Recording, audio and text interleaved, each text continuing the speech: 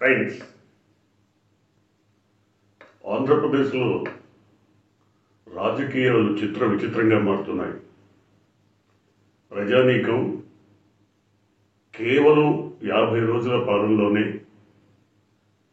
అసంతృప్తికి గురై ప్రభుత్వం పైన తిరుగుబాటుకు సిద్ధమవుతున్నారా అంటే ఆ మేరకు సంకేతాలు అందుతున్నాయి. విపక్షం ఎగదోసి ప్రజల్ని సమీకరించాల్సిన పని లేకుండానే ప్రభుత్వం పైన తీవ్రమైన వ్యతిరేకత వ్యక్తమవుతుండటం నిజంగా ఆశ్చర్యకరమే.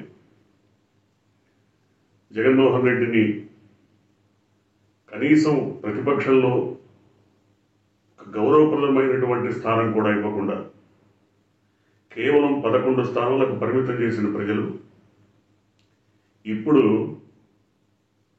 సరైనటువంటి గుణపాఠం నేర్చుకున్నారా? ఏం జరిగింది?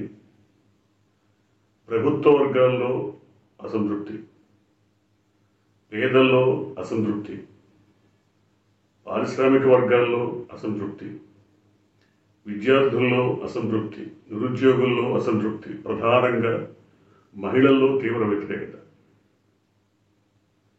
ఒకప్పుడు జగన్మోహన్ రెడ్డిని తీవ్రంగా వ్యతిరేకించిన అంగన్వాడీ వర్కర్లు కూడా ఇప్పుడు ఆత్మహత్యలు చేసుకునే పరిస్థితికి వచ్చారు. 2 జిల్లాల్లో ప్రధానమైనటువంటి అంశాలు, దుర్ఘటనలు జరిగాయి. అదృష్టవశాత్తు వాళ్ళు బతికి బయటపడ్డారు. ఎవరైతే అంగన్వాడీ వర్కర్స్ ఉన్నారో వాళ్ళందరినీ పదవుల్లోంచి తొలగిపోమని, ఉద్యోగాల్లోంచి వెళ్ళిపోమని తమ వాళ్ళని వేసుకుంటామని చెప్తున్నారు.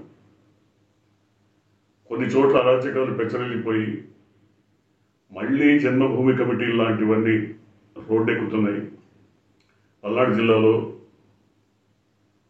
పెన్షన్ల పంపిణీ కార్యక్రమాన్ని తెలుగుదేశం నాయకులు తమ ఇళ్ల వద్దనే పెద్ద కార్యక్రమంగా చేపట్టి తమకు ఇష్టమున్న వాళ్ళకే ఇచ్చి కొంతమందిని నిరుపేదలు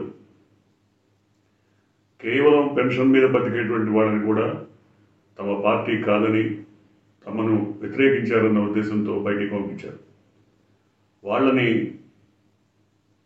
కలెక్టర్ దగ్గరికి తీసుకెళ్లి వాళ్ళ పేదరికాన్ని తెలియజేసి వాళ్ళని ఏ విధంగా బయటికి పంపించారో వివరించి వాళ్ళకి మళ్లీ పెన్షన్లు ఇప్పించిన సిపిఎం నాయకుడి పైన తెలుగుదేశం కార్యకర్తలు తీవ్రంగా దాడి చేశారు. వైఎస్ఆర్సీపీ నాయకుడు కాదు అతను, సిపిఎం నాయకుడు. సిపిఎం నాయకుడి పైన దాడి చేసి, అతని ఇంటిపైన దాడి చేసి, అతని కుటుంబ సభ్యులను, ముఖ్యంగా వృద్ధురాలైనటువంటి తల్లిని కూడా గాయపరిచారు. ఒకటి కాదు, ఉద్యోగ సంఘాల్లో కూడా అదే రకమైనటువంటి పరిస్థితి. ఉద్యోగ సంఘాలకి ఇంతకుముందు నాయకత్వం వహించిన పెద్ద మనిషి, వ్యక్తి, తెలుగుదేశం పార్టీ కోసం నిరంతరం కృషి చేసిన వ్యక్తి, జగన్మోహన్ రెడ్డికి వ్యతిరేకంగా ఉద్యోగ సంఘాలను ఎగదోసిన వ్యక్తి ఇప్పుడు సస్పెన్షన్ గురయ్యాడు. ఆయన రాజకీయాలు అంతకుముందు కూడా అశోక్ బాబు ఇలాంటి రాజకీయాలు చేశాడు. తెలుగుదేశంలో ఎమ్మెల్సీ పదవి దక్కించుకున్నాడు. ఇప్పుడు కూడా అంతే, ఈ వ్యక్తి కూడా అలాంటి రాజకీయాలే చేసి ఉద్యోగ సంఘాల వ్యతిరేకతను మూటగట్టుకున్నాడు. ఒకటి కాదు, ఒక వర్గంగా మహిళలైతే ఇప్పటికే రావాల్సినటువంటి అమ్మఒడి స్థానంలో తమకి దక్కాల్సినటువంటి తల్లికి వందనం దానికోసం ఎదురు చూశారు. మరి ప్రతి మహిళకు 1500 నెలకిస్తామన్న వాదన కోసం, వాగ్దానం కోసం ఎదురు చూశారు. రైతులు ఖరీఫ్ పంట మొదలైపోయింది, అప్పటికే 4 రోజులు కూడా దాటిపోయింది. వారికి ఇస్తామన్న 20,000 కోసం వాళ్ళు ఎదురు చూస్తున్నారు. ఒకటి కాదు, ఉచిత బస్ సౌకర్యం మహిళలకు. నిజానికి ఇతర రాష్ట్రాల్లో రోడ్ ట్రాన్స్పోర్ట్ కార్పొరేషన్స్ ఉన్నాయి, కానీ ఆంధ్రప్రదేశ్లో ప్రత్యేకమైన పరిస్థితి. కార్పొరేషన్ని జగన్మోహన్ రెడ్డి గవర్నమెంట్లో విలీనం చేశారు. దాదాపు నెలకి ఒక 250-300 కోట్ల రూపాయలు సుమారుగా. మరి మహిళలకు ఉచిత బస్ సౌకర్యం ఇవ్వాలంటే ఖర్చు పెట్టాలి.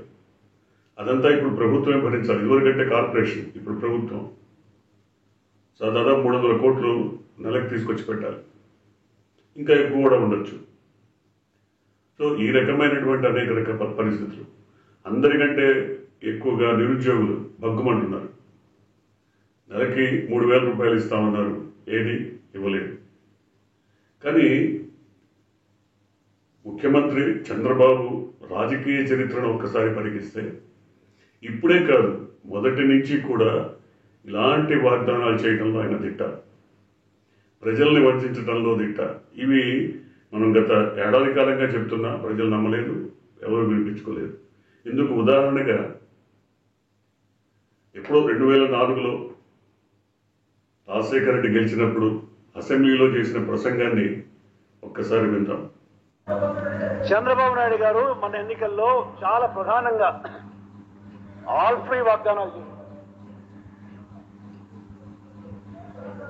అధికారంలోకి వస్తే తొలి సంతకం ఆ పథకం పైన ఎన్నికల ప్రణాళిక విడుదల చేసిన చంద్రబాబు ఎన్నికల ప్రణాళిక ఈనాడు 3/4/2009 బ్యానర్ హెడ్లైన్ అనుకుంటా. బ్యానరేనా? అదే ఉండాలి. చంద్రబాబు నాయుడు గారి ఎన్నికల మేనిఫెస్టో ఈనాడులో బ్యానర్ లేకుండా ఎట్లా ఉంటుందని మేము అనుకోవాలి. బ్యానరే ఉంటుంది. అధికారంలోకి వస్తే తొలి సంతకం ఆ పథకం పైన ఎన్నికల ప్రణాళిక విడుదల చేసిన చంద్రబాబు ఇవి తెలుగుదేశం పార్టీ హామీలు. 7 గంటల బదులు 12 గంటలు ఉచిత కరెంటు, అది కూడా పగటి పూటే. రూపాయలకు 2 రూపాయలు 2 కిలో బియ్యం స్థానే ఉచిత బియ్యం. ప్రజలపైన వరాల వాన. నిరుపేదలకు 2,000 రూపాయలు, పేదలకు 1,500 రూపాయలు, మధ్యతరగతికి 1,000 రూపాయలు. నెల 1వ తేదీనే మహిళల బ్యాంకు ఖాతాల్లో జమ. ప్రతి పేద కుటుంబానికి నెల 20 కిలోల ఉచిత బియ్యం. రైతుకు 12 మళ్ళీ రాశారే. రైతులందరికీ రుణమాఫీ. ఉద్యోగులకు వారానికి 5 రోజుల పని దినాలు. అర్హులందరికీ 1,00,000తో ఉచిత ఇల్లు. 5 ఏళ్లలో 50 లక్షల మందికి ఉపాధి లభించేదాకా నిరుద్యోగికి నెలకు 1,000 రూపాయలు. Maintain silence please. మహిళలకు ఉచిత గ్యాస్ కనెక్షన్, 150కే సిలిండరు, ఉచిత రంగుల టీవీలు. విద్యార్థుల మెస్ ఛార్జీలు కనీసం 900 రూపాయలకు పెంపు. వికలాంగులకు ప్రతి నెల 1000 పెన్షన్లు.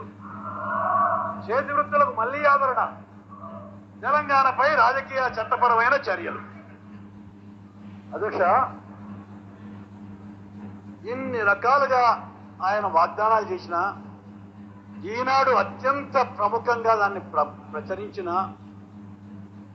బ్యానర్ హెడ్లైన్స్ చేసిన, జ్యోతి ఏమాత్రం తక్కువ లేని విధంగా బ్యానర్ హెడ్లైన్స్ రాసిన వీళ్ళు ఎన్నికల్లో ఏటీఎం కార్డులు పంచారు. అధ్యక్ష, బోగస్ ఏటీఎం కార్డులు పంచారు. ఆ విధంగా పంచిన వాళ్ళందరినీ న్యాయంగా అయితే క్రిమినల్ అఫెన్స్ లో బుక్ చేయాలి. అధ్యక్ష,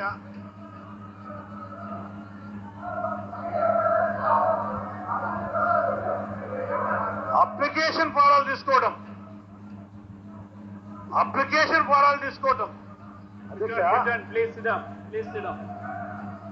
ఇన్ని రకాలుగా వీళ్ళు అప్లికేషన్ ఫారాలు ఇచ్చినా, బోగస్ ఏటీఎం కార్డులకు వీళ్ళు ఇచ్చినా చాలా అధ్యక్ష.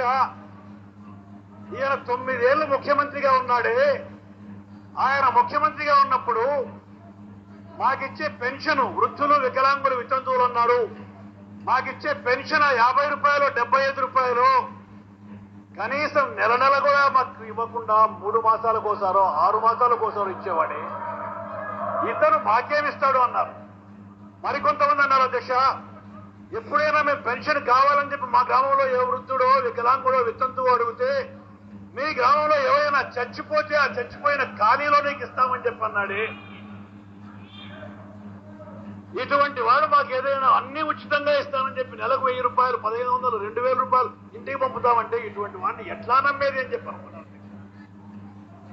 చంద్రబాబు విశ్వసనీయత అనేది ఒక్క రోజులో రాదు. చంద్రబాబు టేక్స్ టైం, సమయం పడుతుంది. చిన్నప్పటి నుంచి నిన్ను చూశారు ఆంధ్రప్రదేశ్ లో.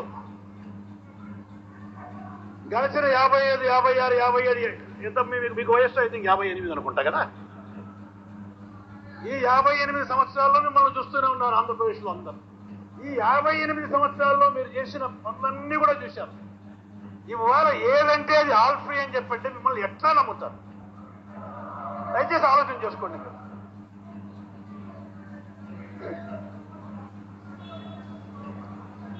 అధ్యక్ష, ఇంకో చాలా గొప్ప విషయం జరిగింది. ఈయన మాటలు ప్రజలు నమ్మలేరని మనందరం అనుకోవడమే కాదు అధ్యక్ష, వాళ్ళ సొంత వియ్యంకుడు బావమరిది బాలకృష్ణ కూడా అనుకున్నాడు. అధ్యక్ష, ఈ ప్రసంగం చూసిన తర్వాత చంద్రబాబు నైజం, ఆమెన జీవితకాలంలో చేపట్టినటువంటి అనేక రకాల వాగ్దానాలు, వాగ్దాన భంగాలు, వీటన్నిటికి సంబంధించి ఖచ్చితమైనటువంటి అంశాలని అసెంబ్లీలో లేవనెత్తారు రాజశేఖర రెడ్డి. అంటే అది రికార్డెడ్ వర్షన్ అసెంబ్లీలో రికార్డ్ అయింది. ఇవన్నీ ఎందుకు చెప్పుకోవాల్సి వస్తుందంటే, గత జగన్మోహన్ రెడ్డి పాలన పైన తీవ్ర వ్యతిరేకత తీసుకురావడానికి ఎల్లో మీడియా కానీ, ఎల్లో పార్టీ నాయకులు కానీ, వారికి జతకలిసిన జనసేన కానీ, బీజేపీ కానీ అంతిమ లక్ష్యం ఒకటే, ప్రజలను ఏదో బాగు చేద్దామని కానీ, రాష్ట్రాన్ని అభివృద్ధి చేద్దామని కానే కాదు. అధికారంలోకి రావడం ఎట్లా, అధికారంలోకి వచ్చిన తర్వాత ఆస్తులు పంచుకోవడం ఎట్లా, రాష్ట్రాన్ని దోచుకోవడం ఎట్లా, ఇంతకు మించి వేరే పథక రచన ఉన్నట్టు కనపడదు. ముఖ్యంగా ఆంధ్రప్రదేశ్కు సంబంధించి అనేక రకాల అంశాలు, సమస్యలు కొనసాగుతూనే ఉన్నాయి. 2014 నుంచి 19 వరకు ఉన్నటువంటి సమస్యలు ఏవైతే ఉన్నాయో వాటిలో చాలా వాటిని జగన్మోహన్ రెడ్డి పరిష్కరించి ఉండొచ్చు, కానీ ఇంకా ఉన్నాయి. వాటిని ఈ కొత్త ప్రభుత్వం సాల్వ్ చేస్తుందా అంటే ఆయన ఆదిలోనే ముఖ్యమంత్రి చేతులు ఎత్తేశారు. నాకు భయం వేస్తోంది, నేను ఇచ్చిన హామీలు నెరవేర్చలేనని నాకు భయం వేస్తోంది, ప్రజలు సహకరించాలి. అసెంబ్లీలో ఉన్న శాసనసభ్యులు సంపద సృష్టించడానికి ప్రయత్నించాలి. సంపద సృష్టిస్తానని చెప్పింది నువ్వే కదా, వాళ్ళేం చెప్పలేదే. నాకు 40 ఏళ్ల అనుభవం ఉంది, సంపద నేను సృష్టిస్తానని చెప్పింది నువ్వే. ఎలక్షన్ తీసుకొస్తానని నువ్వే. మరి టెక్నాలజీని ఉపయోగించుకొని రకరకాల ప్రయోగాలు చేస్తానని చెప్పింది నువ్వే. వీటన్నిటినీ వదిలిపెట్టి మీరంతా సంపద సృష్టించడం కోసం ప్రయత్నించండి, ప్రజలందరూ కూడా హామీలు మర్చిపోవడం కోసం మీరు సహకరించండి.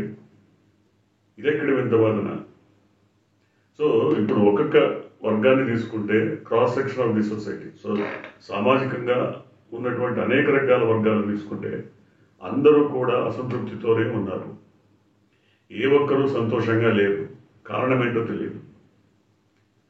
మరి గత ప్రభుత్వాన్ని ఇంతగా తీవ్రంగా వ్యతిరేకించినటువంటి జనం, ఇప్పుడు కోటి ఆశలతో ఓటేసినటువంటి ప్రజానీకం ఇప్పుడు ఎందుకు సంతోషంగా లేరు అంటే ఆ సమాధానం ఏంటో ప్రజలకు చెప్పాలి, లేదా ఇప్పుడున్న ప్రభుత్వం చెప్పాలి. మరొక విషయం అంతిమంగా చెప్పుకోవాలి.